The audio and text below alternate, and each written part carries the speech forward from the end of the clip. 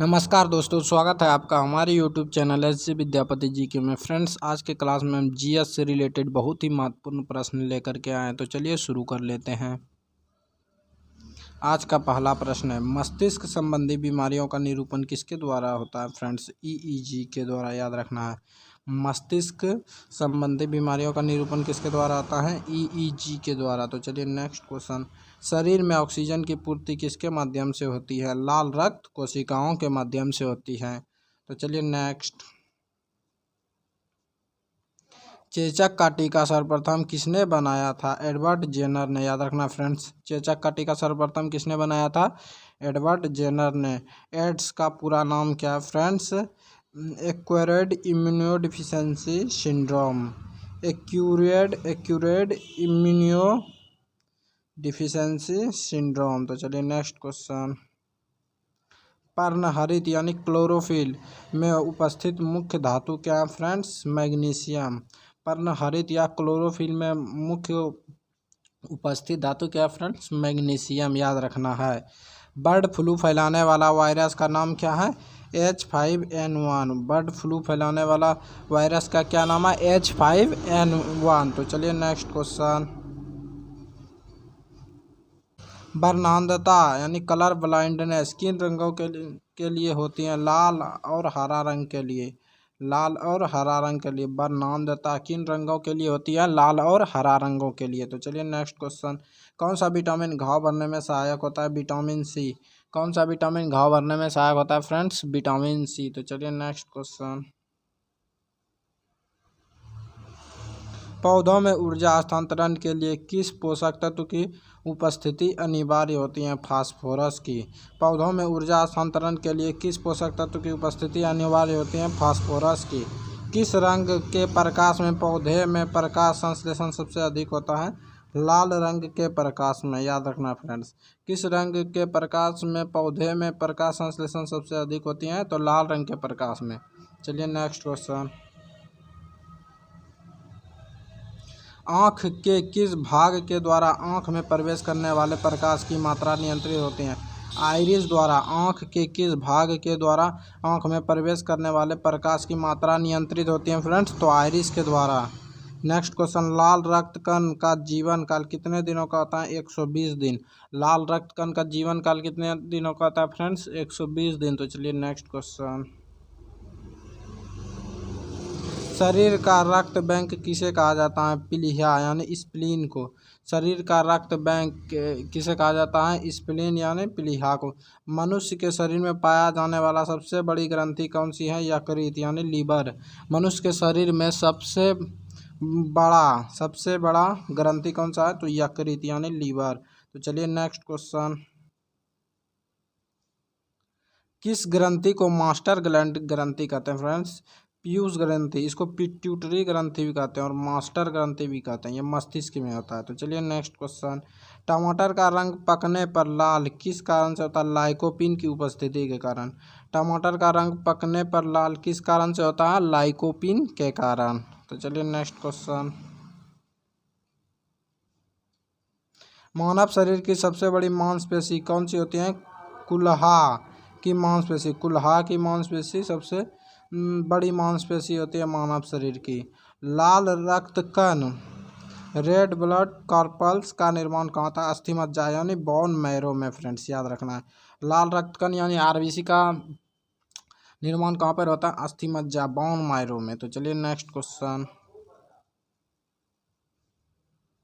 पचे हुए भोजन एवं हार्मोन का शरीर में संवहन किनके द्वारा होता है? प्लाज्मा के द्वारा। पचे हुए भोजन एवं हार्मोन का शरीर में संवहन किनके द्वारा होता है? प्लाज्मा के द्वारा।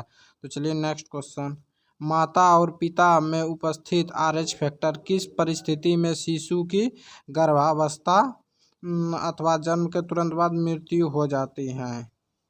पिता का आरएच और माता का आरएच होने पर।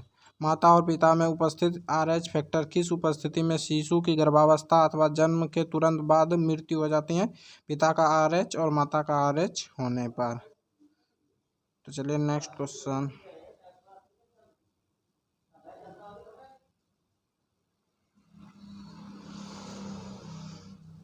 आमाशय से निकलने वाले जठर रस में कौन कौन एंजाइम पाए जाते हैं? पेप्सिन एवं रेनिन। आमाशय से निकलने वाले जठर रस में कौन कौन एंजाइम पाए जाते हैं? पेप्सिन एवं रेनिन, याद रखना है फ्रेंड्स। हृदय से शरीर की ओर रक्त ले जाने वाली रक्तवाहिनी को कहते हैं धमनी। हृदय से शरीर की ओर रक्त ले जाने वाली रक्तवाहिनी कौन सी है? धमनी। और शरीर से हृदय की ओर तो शीरा, याद रखना। तो चलिए नेक्स्ट क्वेश्चन। मूत्र का रंग हल्का पीला उसमें उपस्थित किस वर्णक के कारण होता है? यूरोक्रोम के कारण।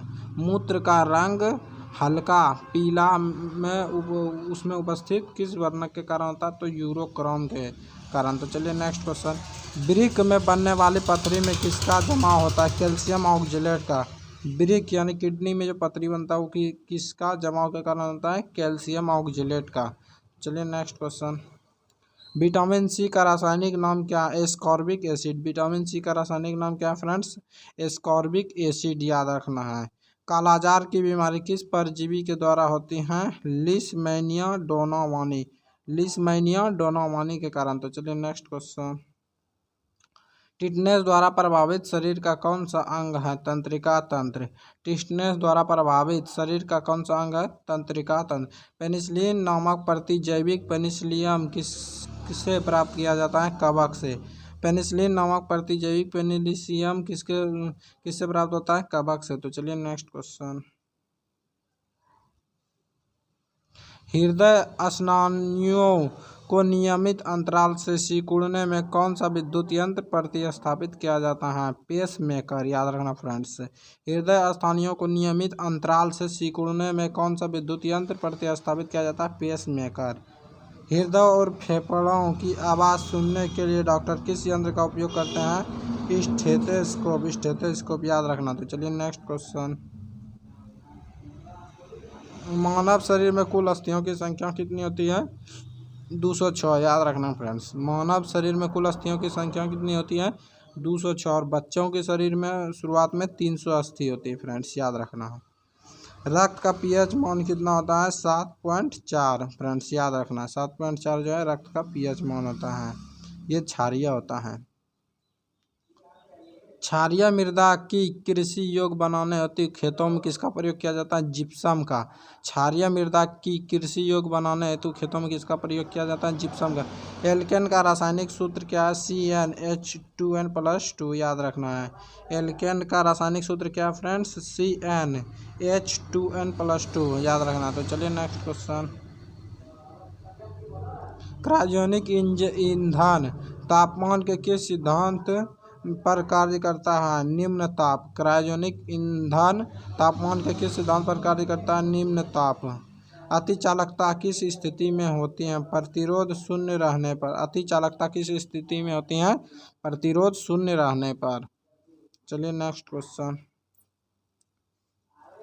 स्टोरेज बैटरी में किनका प्रयोग किया जाता है? शीशा का।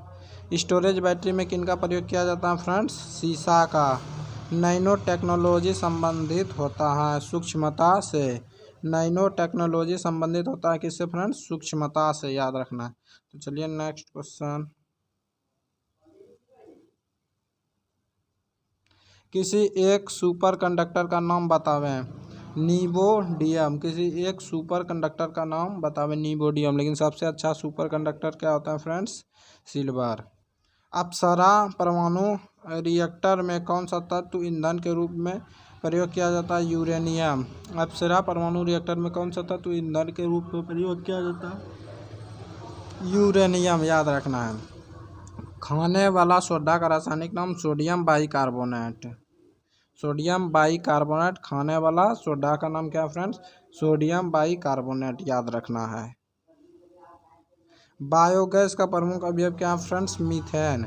बायोगैस का प्रमुख अवयव क्या है फ्रेंड्स? मीथेन। चलिए नेक्स्ट क्वेश्चन।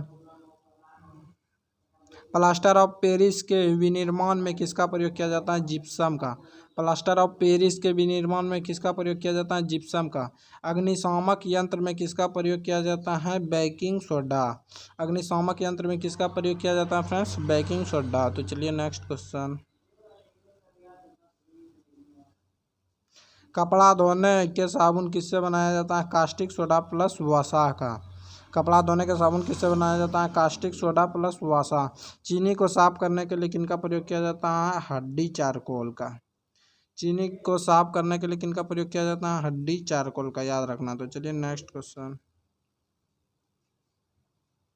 चूने जल को दूधिया कौन सा गैस कर देता है? Carbon dioxide. चूने जल को दूधिया कौन सा गैस करता है फ्रेंड्स? Carbon dioxide. स्तनधारी वर्ग में रक्त का सबसे अधिक तापमान किसका होता है? बकरी, 39 डिग्री।